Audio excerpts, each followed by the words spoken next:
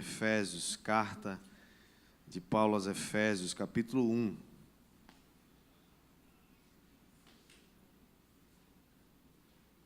Efésios, capítulo 1. Vamos ler a partir do versículo 4. Que diz assim: assim como nos escolheu nele, antes da fundação do mundo, para sermos santos e irrepreensíveis perante ele. E em amor nos predestinou para ele, para a adoção de filhos por meio de Jesus Cristo, segundo o beneplácito de sua vontade. Para louvor da glória da sua graça, que ele nos concedeu gratuitamente no amado, no qual temos a redenção pelo seu sangue, a remissão dos pecados segundo a riqueza da sua graça, que Deus derramou abundantemente sobre nós. Diga assim: que Deus derramou abundantemente sobre mim, em toda sabedoria e prudência. O Senhor aplica essa palavra ao nosso coração. Vamos orar. Baixe sua cabeça, feche seus olhos por um instante.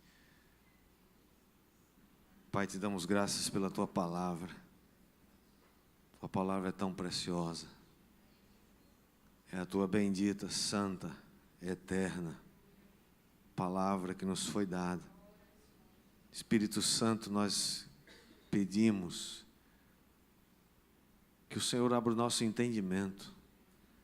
Como diz a própria palavra, o Senhor derramou abundantemente sobre nós, em toda sabedoria, prudência, entendimento, espírito de revelação vem sobre nós nesse lugar.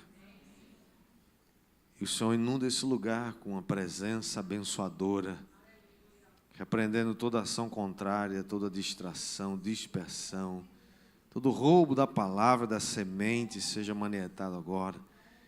E que um lugar fértil, abençoado, cheio de revelação da tua palavra possa liberar um perfume precioso da revelação do Senhor para os nossos corações. Em nome de Jesus nós pedimos amém e amém. Perguntas desconcertantes. Essa é a nossa segunda parte de uma série de mensagens que tem esse nome. Perguntas desconcertantes. Perguntas como: quem sou eu? Para onde eu estou indo? O que eu estou fazendo aqui nessa terra? Qual é o meu destino? Será que eu posso definir, alterar o meu destino? Será que eu posso determinar o meu destino? A minha vida tem um propósito? Será que tem? São perguntas, né, irmãos, que nós vamos fazendo, que todos, em algum momento, já fizeram, ou talvez pessoas ao seu redor estão fazendo agora mesmo, e para as quais muitos não têm resposta. Uma coisa nós sabemos, temos certeza, a Bíblia tem resposta para todas essas perguntas. Você crê? Deus nos fez com uma identidade. Semana passada nós vimos sobre todos nós somos únicos. Não tem nenhum ser semelhante ou igual a você. Semelhante sim, igual não. Suas impressões digitais são únicas. Dos 7 bilhões de pessoas que vivem nesse planeta, você não tem a impressão digital a ninguém. A íris dos seus olhos é única. O timbre da sua voz é único. Ninguém tem o timbre da sua voz. São coisas que só Deus pode fazer. Essa é mais uma evidência de que nós somos criatura de Deus. Deus fez todo esse universo. Deus fez todas as coisas. Mas Ele também nos criou com uma identidade e com um propósito. Ele nos criou para algo. Não estamos aqui de passagem apenas porque é fruto do acaso, né? Como alguns acham, né, que poderia ser assim, mas não é. Nós não estamos aqui como subproduto de uma fabricação eventual, de uma relação que um dia aconteceu entre seu pai e sua mãe e você apareceu. Nós somos projeto de Deus. Você é um projeto de Deus. Diga para o seu vizinho, você é um projeto de Deus. E assim como a identidade é uma realidade, o propósito e o destino também o é. Só que não podemos jamais saber qual é o nosso propósito e nem qual é a nossa identidade se não conhecermos. Aliás, nós não conheceremos o nosso propósito e nem o nosso destino se não conhecermos primeiro a nossa identidade. Você precisa saber quem você é. Porque se você não souber quem você é, você não vai saber para onde ir. As pessoas poderão dizer qualquer coisa a seu respeito e você não tem nenhuma base de comparação ou de uma base segura que possa lhe dizer a verdade. E pior ainda, Satanás pode dizer aquilo que ele acha que você é. E é por isso que nessa noite eu creio, em nome de Jesus, que você vai sair daqui ainda mais convicto de quem você é em Cristo. Identidade, como eu falei semana passada, não se adquire com conhecimento filosófico, não se adquire com educação. Identidade se adquire recebido de alguém. Identidade é algo que você compartilha, que é compartilhado, que é depositado. Identidade é um legado que você recebe da sua família, das pessoas com as quais você convive. Identidade tem a ver com transmissão. Por isso que a Bíblia diz, ensina a criança no caminho que deve andar, e ainda quando for velho, não vai se desviar dele. Nossa verdadeira identidade vem, entretanto, quando nós conhecemos quem somos em Cristo. Ninguém nesse planeta jamais saberá quem é, jamais poderá ter conhecimento pleno do seu propósito, do seu destino, sem saber quem ele é em Cristo, porque Cristo é a realidade final de todas as coisas. Ele é o centro de todas as coisas. A Bíblia diz que tudo foi feito por Ele e para Ele, e sem Ele nada do que foi feito se fez. Se nós não entendermos isso e não aceitarmos, não compreendermos isso, poderemos ficar vagando, perambulando pela vida, sem saber nunca quem somos de fato. E esse texto que lemos em Efésios, capítulo 1, o apóstolo Paulo nos ensina com muita clareza. Ele começa falando desse amor de Deus. Deus nos amou tanto. Como diz João 3,16, que Ele nos deu o Seu Filho unigênito, para que todo aquele que nele crer não pereça, mas tenha a vida eterna. Deus amou tanto que provou isso. Esses dias essa semana eu estava ouvindo uma palavra do pastor Paulo Mazzoni, que ele estava falando para os casais, para as famílias. Ele estava dizendo para os maridos, lembrem-se, suas esposas precisam que vocês provem que vocês as amam. Não basta dizer no dia do casamento, oh querido, eu te amo tanto, e passar 25 anos, 30 anos sem dizer de novo. E não é só dizer, ela não precisa somente ouvir de você que você a ama, você precisa provar. Você não precisa disso, mas ela precisa. E é uma necessidade. Foi isso que Jesus fez. E esse é o padrão para você, marido, amar sua esposa. Não é isso que a palavra diz? Maridos, amai vossas mulheres como Cristo amou a sua igreja. Você pode não sentir nenhuma necessidade de fazer isso, mas sua esposa precisa. E a Bíblia diz claramente, você deve tratá-la com a dignidade que ela merece. Porque se você não tratar a sua esposa com a dignidade que ela merece, a Bíblia diz que as suas orações serão interrompidas. Eu nem planejei falar isso hoje, mas Deus sabe por quê. Falei isso no segundo culto. E você deve saber também. Obrigado pelas 3 certificações aqui. O amor de Deus, portanto, é um amor incondicional. É um amor, irmãos, que nós não podemos imaginar, é inimaginável. O amor de Deus não é algo que nós podemos entender. É algo que está além do nosso entendimento, imensurável, inimaginável. O que é mais extraordinário do caráter desse amor é que nada pode parar esse amor. Nem pecado pode parar esse amor, o diabo não pode parar esse amor, as transgressões desse mundo inteiro não podem parar esse amor. Ainda que você não deseje, não queira, não receba, Deus vai continuar te amando do mesmo jeito. Quem vai dar glória a Deus por isso? E esse texto é tão precioso, eu gostaria de compartilhar com você algumas coisas que podem nos ajudar a não só clarear quem você é, qual é a sua verdadeira identidade, mas também vai clarear seu propósito.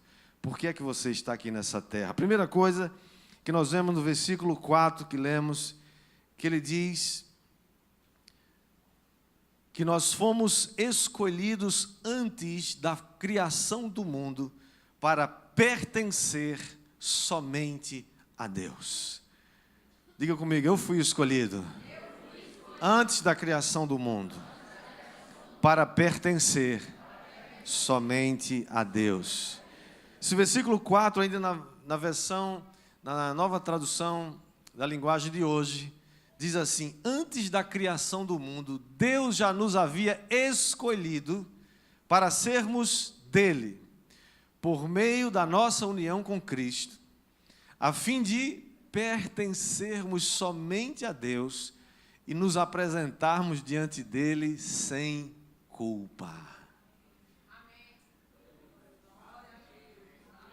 Meu querido, eu quero pedir a Deus em nome de Jesus que Ele abra o nosso entendimento para você ter revelação nesse texto.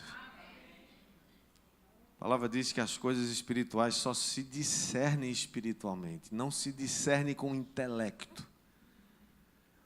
Capacidade humana não é capaz de compreender essa dimensão de que nós fomos escolhidos para pertencer a Jesus, para pertencer a Deus, somente a Ele, e nos apresentar diante dEle, como diz a outra tradução, ela diz que nós podemos nos apresentar diante dEle santos e inculpáveis ou irrepreensíveis. Quem pode jamais dizer ou afirmar que você é alguém inculpável e irrepreensível? Nós sabemos quem nós somos. O segredo aqui não está em você olhar para você, porque se você olhar para você, e olhar para o seu passado, e olhar para aquelas incongruências da sua alma, aquelas debilidades e limitações que você muito bem conhece, e as outras que você nem conhece, você pode se desencorajar muito.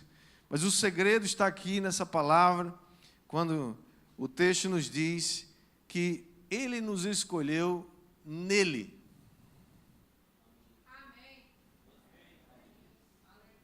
É diferente de escolher alguém, você onde você está. Outra coisa totalmente diferente é você ser escolhido quando você estava em Cristo. Porque quando você foi escolhido em Cristo, e você confiou em Cristo, e o fato de estar em Cristo é simplesmente o que a palavra de Deus diz: quem recebe Jesus, quem crê nele, é só isso. Não tem burocracia, não tem concurso público, não tem nada, não tem merecimento, é só crer. Se creres, verás a glória de Deus. Se crer no Senhor Jesus Cristo, serás salvo, tu e a tua casa. É crer. O reino de Deus, as coisas se tomam posse assim, crendo. É por isso que tem gente que fala assim: mas como fulano pode estar... Como é que ele diz que... É porque ele creu. Enquanto você fica racionalizando, tentando entender, o outro está crendo e está desfrutando da bênção de Deus. Eu quero te convidar a descansar em Cristo, porque tudo é nele. Há mais de 100 referências no Novo Testamento se referindo a Cristo.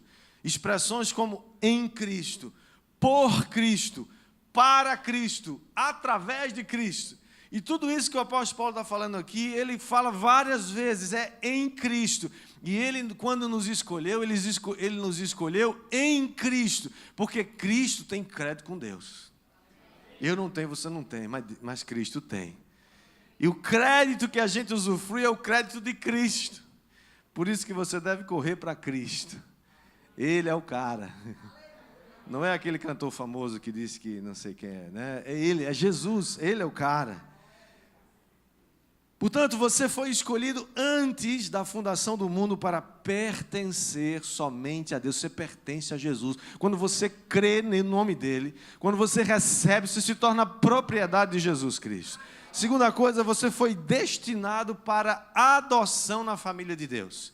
O verso 5 diz: e em amor nos predestinou para ele, para a adoção de filhos por meio de Jesus Cristo, segundo o beneplácito da sua própria vontade. O plano foi dele, o plano não é meu, não é seu.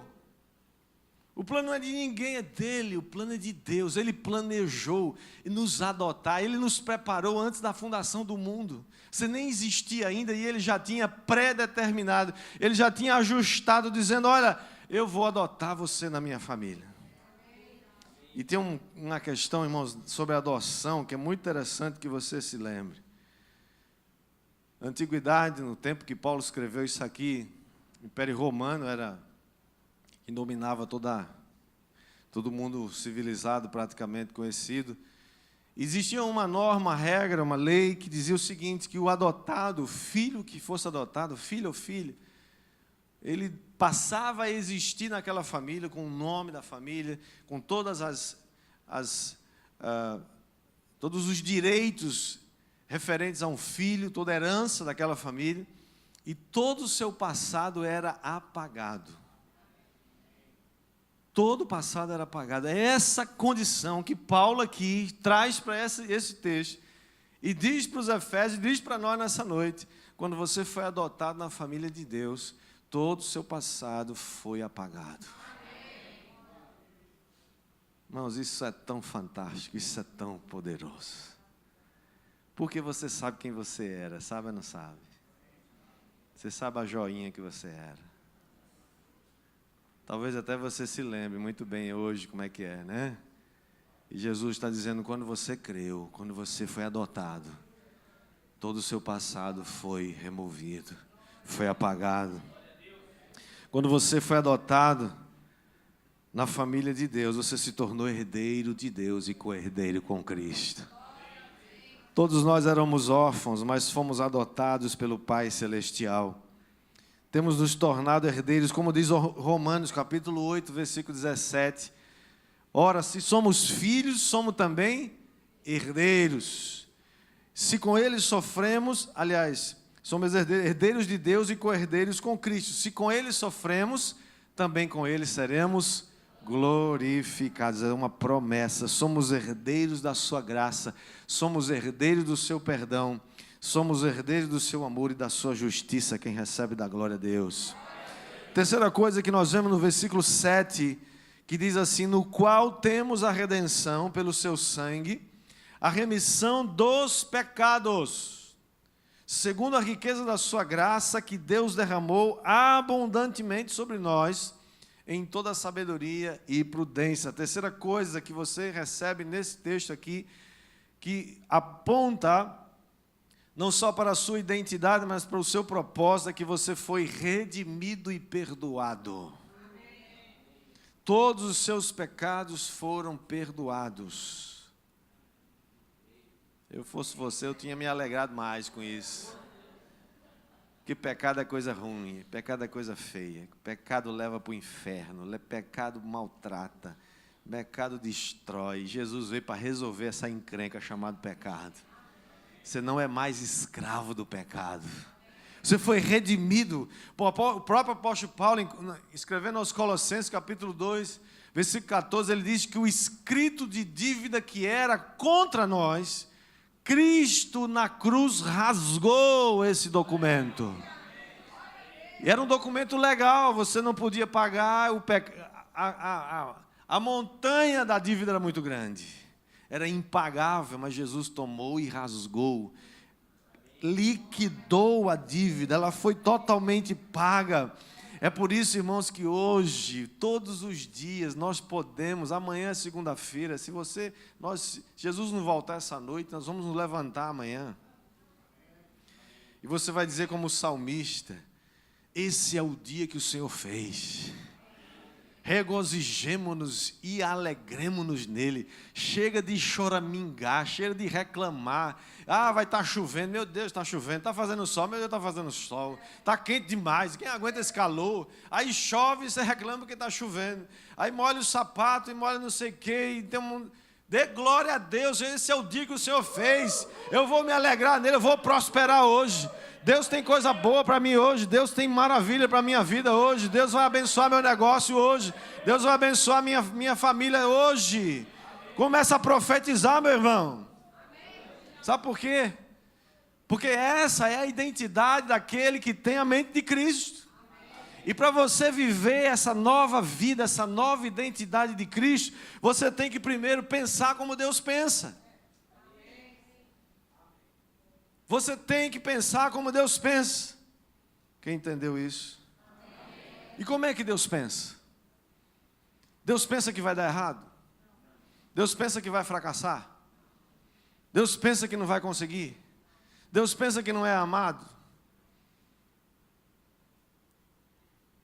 A Bíblia diz, 1 Coríntios 2,16, eu tenho a mente de Cristo.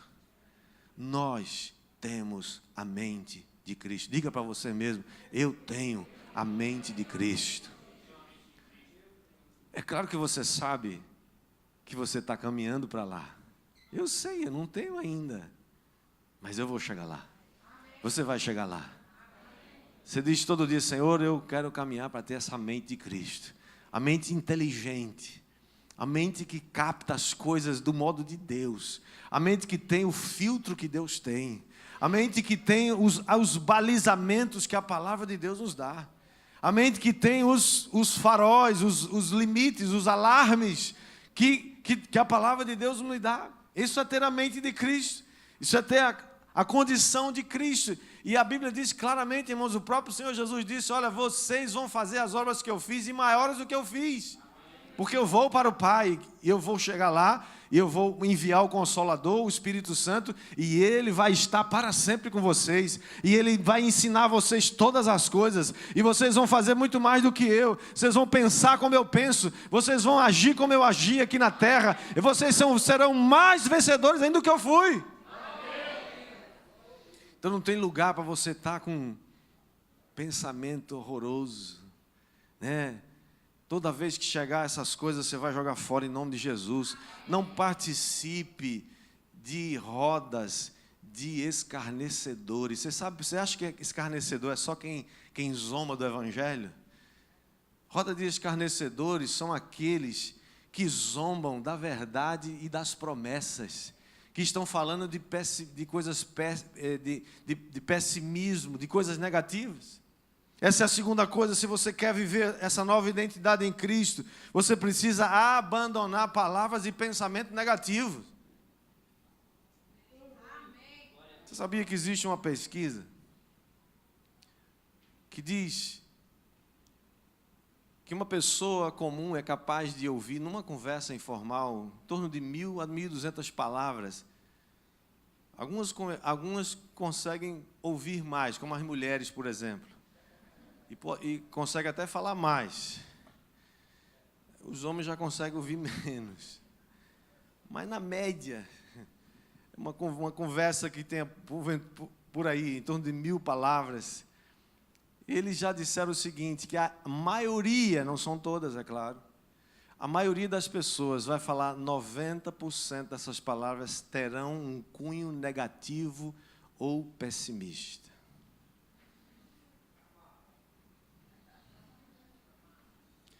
Olha para a situação do Brasil e só vê coisa ruim. Irmãos, quanta palavra negativa, quanta ideia estapafúrdia, quanta bobagem está se dizendo, né? E acusa todo mundo, e todo mundo é isso, e todo mundo é aquilo, e o Brasil vai fechar para balanço, e o não sei o quê, e o Brasil não tem jeito, e não é, só tem gente com aqueles negócios que terminam em ão, né? Palavrões, palavras chulas são usadas para definir o país. E eu toda vez, irmão, até na televisão, tem gente, às vezes eu fico assim, se tiver alguém aqui vai achar que eu sou doido. Pela televisão, às vezes, no telejornal, fala uma bobagem, eu falei, está amarrado o nome de Jesus. Aqui no Brasil, não. No meu país, não, pode ser no seu. E o seu não é o Brasil, pode ser outra. Vamos tomar autoridade e começar a se levantar contra isso. Você acha que vai para onde? Falando o nome de capiroto. Porque todo palavrão é o nome de um capiroto. Toda palavra negativa atrai. No mundo místico eles dizem que atrai maus fluidos, não é verdade? É outro nome para demônio. Entendeu? Você fala, você começa a, não é só falar não, até o pensamento negativo atrai. Porque o pensamento, não é que o diabo consegue ler seu pensamento, não. Mas os seus pensamentos refletem no seu exterior, sua atitude, seu semblante, suas palavras. Mesmo que você não fale, você age de acordo com aquilo que você está pensando. E eles são especialistas em decifrar aquilo que você provavelmente está pensando. É por isso que o pensamento negativo vai atraindo essas coisas ruins. Irmãos, em nome de Jesus, você precisa abrir sua boca e profetizar a bênção. Amém. Sabe o que eu falo? Deus está tratando nosso país, Deus está tratando essa nação, vai trazer à luz o que está escondido, vai passar limpo, vai. Deus está abalando o principado da corrupção nesse país. E se você tem a mão em algum lugar desses aí que tem algum traço de corrupção, saia logo, porque senão você vai pegar também esse negócio. Diga, está amarrado. Sai fora. Deus está tratando nosso país, tá? Não vamos ser conhecidos como país da corrupção, não. Nós somos uma nação sacerdotal, nós vamos abençoar o mundo. O Brasil é um país abençoado, um país de Deus. Ah, mas tem não sei o que, tem um bocado de coisa, tem capeta em todo que é canto, o mundo jaz no maligno, mas aqui tem um povo diferente e você faz parte dele. Então você vai usar palavras que abençoam, meu país é uma bênção, vai prosperar.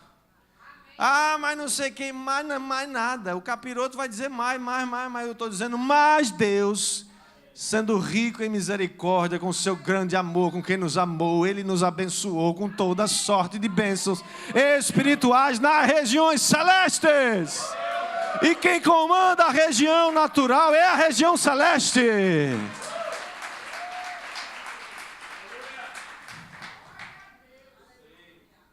Porque sabe o que acontece, irmãos? É através de palavras negativas que Satanás vai tentar destruir a sua identidade. E você vai acreditando nas mentiras e vai se encolhendo, e vai aceitando, e vai se resignando, e vai assimilando, e vai se afastando da verdade da palavra. E aí o que acontece? Ele tenta convencer você de que você não vai conseguir, de que você não tem jeito, de que o país não tem jeito. Um dia tinha uma maluca, não vou nem dizer o nome dela, que eu nem sei, se eu soubesse não ia dizer para dar ibope. Até porque está gravando, eu não posso estar falando essas coisas assim, né? Mas ela dizia assim, não tem jeito. A corrupção está no DNA do brasileiro.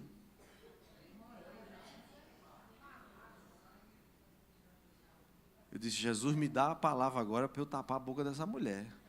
Isso não era na televisão. E eu dei um grito e falei, bata na sua boca. DNA da corrupção está no DNA do capiroto, do Brasil não. No meu país não, na minha casa não vai ter não, na sua não vai ter não. No seu negócio não vai ter não, porque Jesus vai abençoar você. E vai me abençoar a tua vida. Em nome de Jesus, e onde tiver corrupção, vai ser queimado em nome de Jesus. Principado da corrupção junto com o da mentira. Nunca vimos tanto mentiroso de uma vez só, irmãos. O cinismo, a dissimulação. Nós precisamos contar para os nossos filhos e dizer, filho, seu pai e sua mãe não faz isso. E você não vai fazer também, porque Deus vai julgar esse negócio. Mas você não amaldiçoou o país, você abençoou o Brasil. Você diz: Senhor, tu estás vendo tudo isso, mas aqui tem um povo que clama, que ora, que busca e que profetiza. Essa nação pertence a Jesus Cristo. Nossa cidade de João Pessoa pertence a Jesus Cristo. Esse estado da Paraíba pertence a Jesus Cristo. A região Nordeste é uma região abençoada e pertence a Jesus Cristo. Você não participa desses pensamentos negativos e nem dessas palavras pessimistas. O diabo vai querer comparar você com outras pessoas. Essa é a terceira coisa. Para você viver essa vida, essa nova identidade em Cristo, você tem que parar de se comparar com as outras pessoas. Não se compare com ninguém. Você é único. Deus tem um projeto para você belíssimo. Você não tem que se comparar com o que o outro tem, você não tem, o outro não tem, você tem. Porque o outro tirou nota não sei quanto, você não se compare. Não se compare, você é único. Ele tem um plano especial, único, especial para você, individual para você. E esse plano não é de mal, não, esse plano é de paz. Esse plano é de abençoar. Jeremias 29:11 diz o quê? Eu sei os planos que eu tenho a vosso respeito. Planos de paz e não de mal, para vos dar um futuro e uma esperança. Quem tem esperança aqui? Você crê que seu futuro está abençoado? Ou você crê que o governo vai amaldiçoar seu futuro? Quantos crê aqui? Se você crê, levanta a mão bem alto, filho, e toma posse. E que o anjo vai tirar a foto agora de quem crê. Eu creio.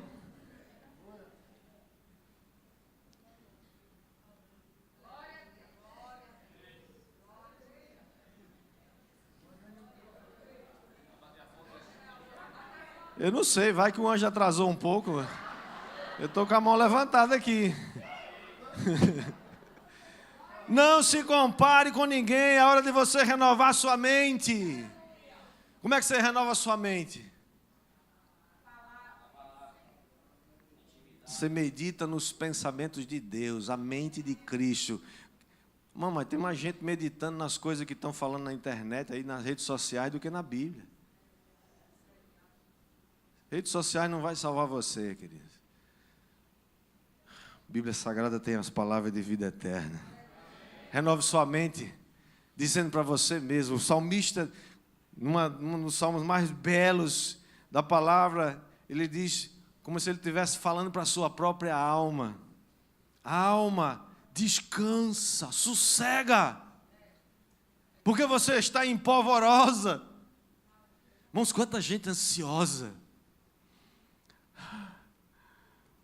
Roendo as unhas.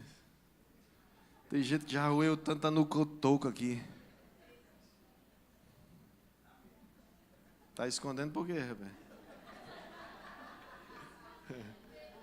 Ansiedade, preocupação. O que é preocupação? É uma ocupação prévia. Você nem sabe. Irmão, a quantidade de gente hoje já se preocupando com uma coisa que ele nem sabe se vai acontecer.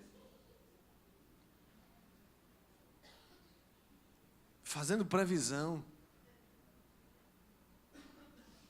Precisa fazer previsão, não é porque Deus já fez provisão para você, filho. Renove sua mente, dizendo a você mesmo, alma, sossega, eu sou escolhido. Eu sou salvo, eu sou perdoado, eu fui redimido. A minha culpa foi expiada. Não preciso mais fazer delação premiada. Não preciso mostrar prova dos meus pecados. Jesus já sabe, Ele já perdoou, já quitou tudo. Eu não preciso mais ficar preocupado com isso. Eu sou herdeiro de Deus, eu fui aceito. Diga para você mesmo, eu tenho a mente de Cristo. Você não pode permitir que um pensamento permaneça em sua mente que não seja de Cristo. Como é que você sabe que um pensamento que você tem agora mesmo é de Cristo ou não é de Cristo? Você tem que conhecer a Cristo. Porque a Bíblia Sagrada é tudo de Cristo. O Antigo e o Novo Testamento é tudo sobre Cristo. Você quer conhecer a Cristo? Conheça a palavra.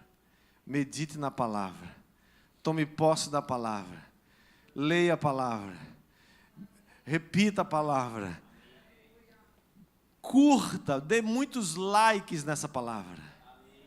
Isso aqui você pode dar muitos likes. A palavra de Deus diz que nós estamos indo de glória em glória, de fé em fé. É caminhando, é todo dia. A palavra diz que Cristo em nós é a esperança da glória. E a glória de Deus então está em você, porque Cristo é a própria glória.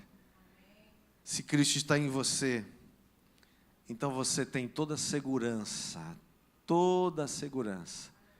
para compartilhar essa glória com todas as pessoas que estão ao seu redor. Todo mundo que encontra com você vai se encontrar com a glória. Vai se encontrar com Cristo.